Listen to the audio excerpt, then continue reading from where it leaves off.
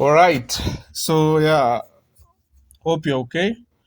So today I'm going to talk about how to improve on grammar mistakes, even if Grammarly gives you 99% or above. So I would like first to say that if Grammarly gives you 99%, then you should be asking yourself, what exactly is that 1%? So that 1% could have included, could there's a possibility that that 1% included very many errors and errors that can be avoided. So I just want to show you, I just want to illustrate how we can take care of such mistakes so that in the future we do not have these situations.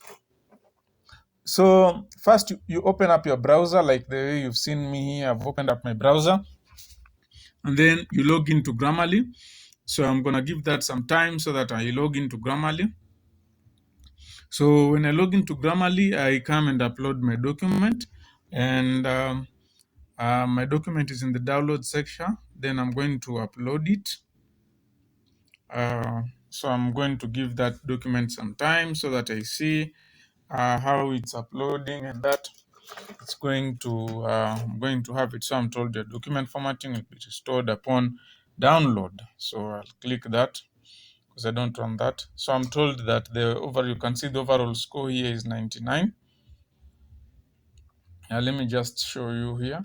So I'm having an overall score of 99 here, and that is good, but not pretty good because I'm told I still have some 40 suggestions. So now, because of these 40 suggestions, I have to really look and see if these 40 suggestions really make sense or do not make sense. So if they make sense, then I'm going to, if any of these 40 suggestions make sense, then I'm going to use them. But if they're not making sense, then I'm going to ignore them. Okay. So basically, my 1% in this document is the 40 suggestion. So let me just confirm something here before we proceed. Okay. So now I'm going to go through suggestion after suggestion. So the first suggestion is here. So the city and the state where it is located. Okay, so I'm told this is passive voice. I have no issue with passive voice, so that one I'll just delete. And then when I come here, this suggestion tells me inconsistent use of periods. Okay, so if there's inconsistent use of periods, I'm going to pick one so that the entire document, if it's essay, because here it's about essay, okay? So I'm going to either include periods or without periods, but I'm seeing that I have 8 matches here without periods and only 1 match with periods. So I'm going to take this one and I'll update all, okay? And then you're told one must carry out a death, okay? So this one is wordy conduct. This is also good. Personally, I like documents that are not that wordy. If you can explain a point or if you can express yourself with just a few words, I would rather you use those few words than having a long sentence. And then the company headquarters located in Paris, France is located. So that's also a mistake. And you can see, so passive voice, as for passive voice, I'm going to decline passive voice corrections. And then let me see here, it's about rephrasing. So what I usually read, I usually do not read from the document. I usually read from their suggestions. So in this case, I'm going to read here. Okay, I'm going to read from here. So, and then I see if this is making sense or not. So I'm going to read without the red or the cancelled ones and see if it's making sense. If it's making sense, I'm going to rephrase.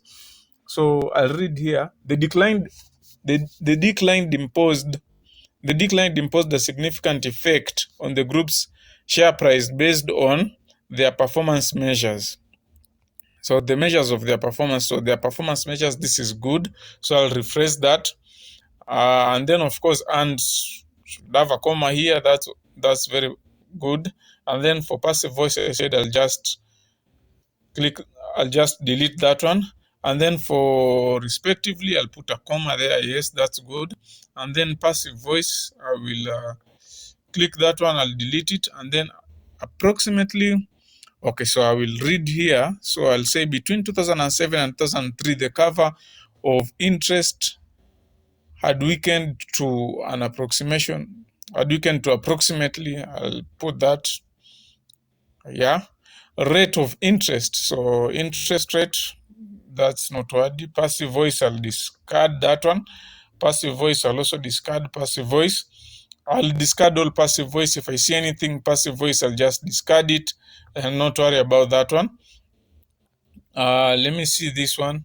It's telling me to put hyphen, so I think low interest should have a hyphenation. So I'll hyphenate that. And then it has established a culture, so it has established culture. That's okay. Monotonous passage, I'll try and ignore that one. Unclear transient, I'll ignore that one. And then a company can face lawsuits at different markets so long as there are several laws and progressive fluctuations in those markets' product standards, on the product standards in those markets. So I'll just rephrase this one. So I had Danone a difficult time in the market. So I'll say I'll just delete that one because of course Danone, we know it's a trading company, and we wouldn't we of course there couldn't be some other company that we're talking about other than Danone. Huh?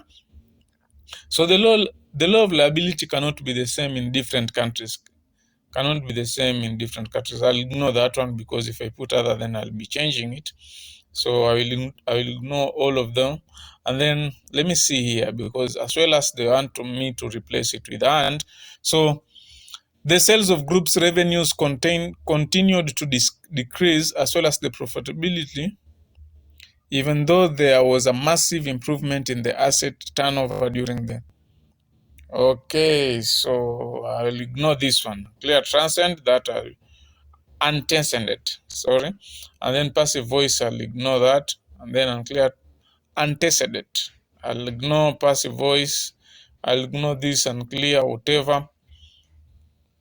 However, when I do my own personal writing, when I'm the one writing, I usually don't like to start with that word this, because I really don't like this statement with unclear, antecedent, whatever it is. Okay, so I'll ignore. I will ignore that. I will ignore that. And then 5 year. Okay, this is in the references. So in the references, do not change anything in the references, huh? Because I think the references, that's an area where we cannot change anything. So I'll just try and ignore anything that is in the references.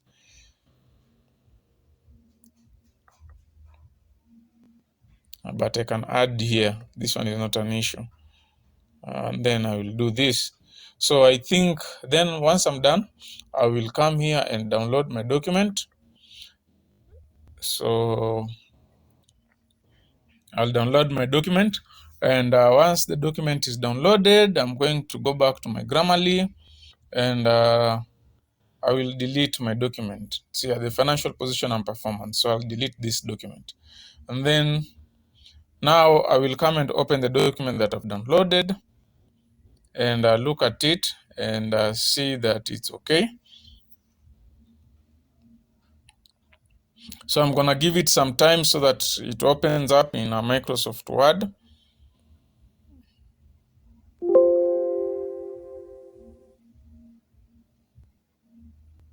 Okay, something about this, and I really don't like this one. Do you want to send an optional? I don't need these things at the moment. No, don't send optional data. Don't know why this is bringing, but it's okay. So this is the document that I did. So I'm sorry, I just put in some spaces here, but I can click on this so that you go away. So this is the document that we downloaded, and you can see how it is. So this is another citation style. This is about, let me see. Just a minute, I need to confirm something. Okay, so the thing is this. So you can see the document formatting has been restored. And now I can go through this document and see if it's okay. But the first thing I'd like to do is to highlight the entire document and come to paragraph and say do not add space between paragraphs of the same style. And then I'll say okay. So you can see how that document has changed. So I will then look at the page number. So this document has some page numbering, so that is okay. And then I would expect this to be on the other line.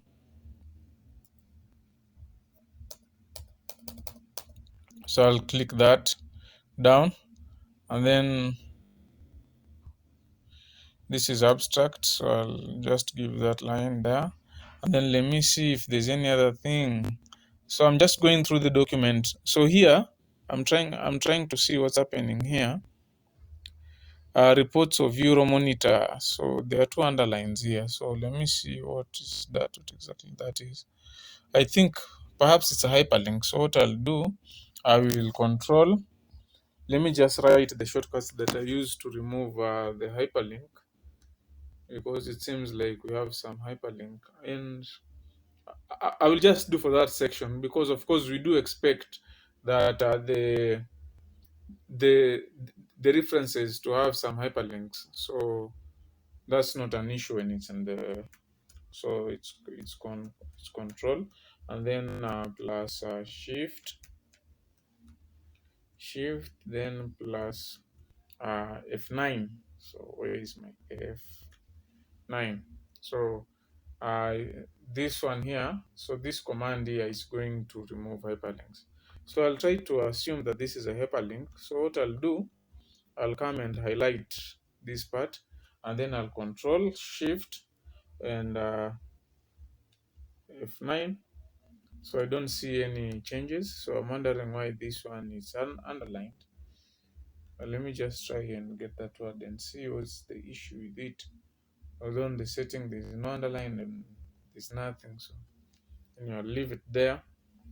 So I'm still looking for any other mistakes that could be there. So this is an M. So this one in red, this is an M, so that one has no issue. It's probably a citation.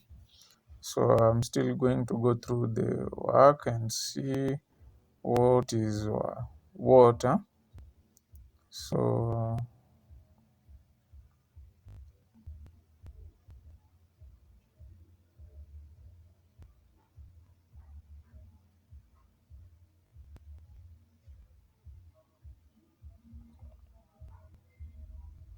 list of references.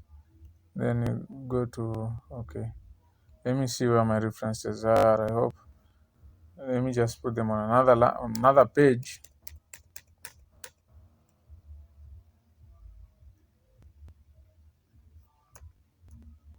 Yeah, the story, the spacing and paragraphs, that is what. And then my appendices, put them on another page.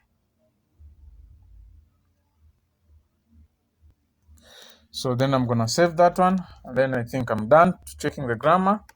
And then you realize when you download it from Grammarly, it has an extension .edited, so you can either send it to me with that one, or you can rename it whichever way. So like for me, I'm going to rename this one as save it on my desktop. So I'm going to rename it first. It's financial position and performance. Then I'll delete these. So that's how I'm going to save it, and then I'm done. So have a nice time. Thank you.